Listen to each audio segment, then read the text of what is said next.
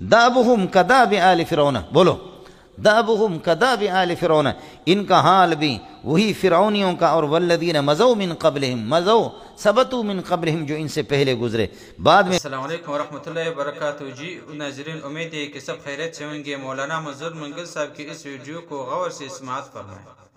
ناکامی نہیں، لیکن ہر چیز کا مقتضا ہے۔ ایئر کنڈیشن کمرے میں لگایا ہے، یہ زبردست قسم کے ایئر کنڈیشن ہے، کمرے کو ٹھنڈا کرے گا، لیکن اس کی شرائط ہے۔ شرائط کیا ہے؟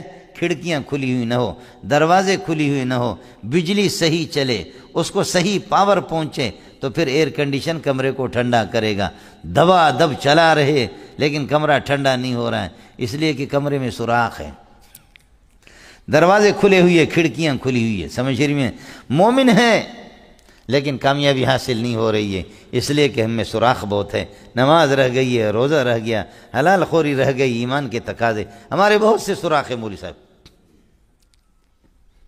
مسئلہ سمجھ میں ہے؟ یہ ہے جی، ہر چیز کی ایک تاثیر ہوتی ہے۔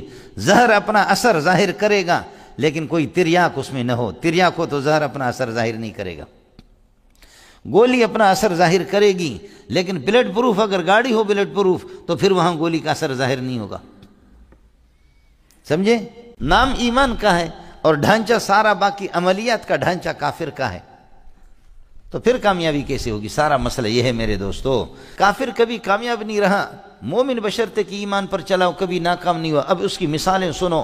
فرمایا کہ تم 313 تھے اور کافر 900 سے بھی زیادہ تھے، آپ ایک گناہ ہے اور وہ تگنا ہے، آپ ایک گناہ ہے اور وہ تگنے ہیں۔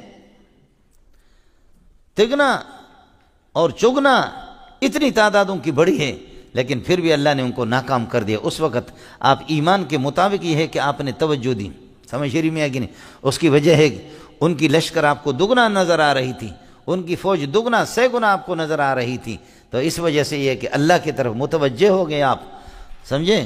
متوجہ ہو گئے، نبی کی بات آپ نے مان لی، آپ